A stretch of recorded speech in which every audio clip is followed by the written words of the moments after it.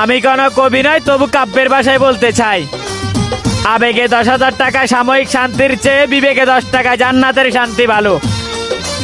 বিষয়টা এখনো বুঝেন নাই, বুঝবেন, ভিডিওটা স্কিপ না করে ফুল ভিডিও দেখবেন। বয়স 18+, পড়াশোনা বন্ধ, বাফের হোটেলে খাচ্ছি আর ছোটখাটো একটা জব করছি, স্যালারি 10,000। মাসের 15 তারিখ হঠাৎ গার্লফ্রেন্ড ফোন দিয়ে বললো, যান এই মাসের স্যালারি পাইলে আমাকে ঘুরতে নিয়ে যাইবা।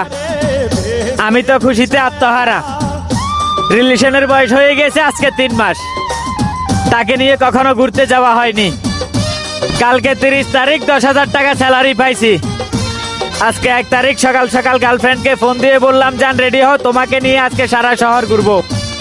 20 মিনিট পর গার্লফ্রেন্ড ফোন দিয়ে বলে, যান আমি রেডি, তাড়াতাড়ি আসো। সকালে শুরুতেই 1,000 টাকা বাইকের তেল, 90 টাকা ফুচকার বিল। বাইকের পিছে গার্লফ্রেন্ডকে নিয়ে ঘুরতেছি, বেলা তখন 2টা। তার নাকি প্রচুর ক্ষুধা পাইছে, বড্ড ক্লান্ত সে। কোনো এক রেস্টুরেন্টে উঠলাম, দুপুরে লাঞ্চ করলাম, বিল 1,000।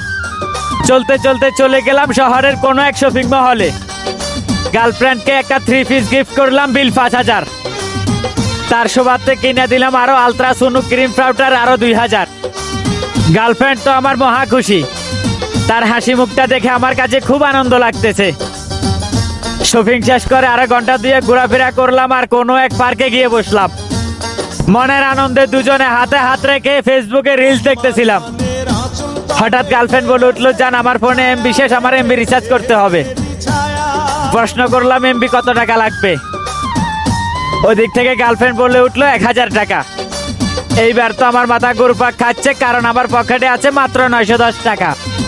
কাপা কাপা কণ্ঠে বললাম, জান আমার কাছে তো এত টাকা নাই, 910 টাকা আছে, তুমি চাইলে 900 টাকা রিচার্জ করতে পারো।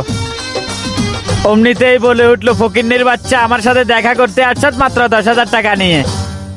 আজকের পর থেকে তোর সাথে ব্রেকআপ। আমি অনেক বড় লোক বাবার মেয়ে, আমার হাত খরচ দৈনিক 10,000 টাকার উপরে লাগে।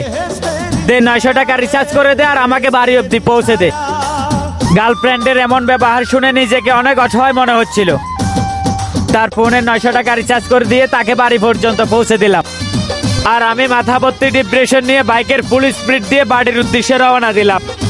কিছু দূর গিয়ে নিজেকে নিজে প্রশ্ন করলাম, 10,000 টাকা স্যালারি পেয়ে 9,990 টাকা ফালতু আবেগে গার্লফ্রেন্ডের পিছনে উড়াইলাম।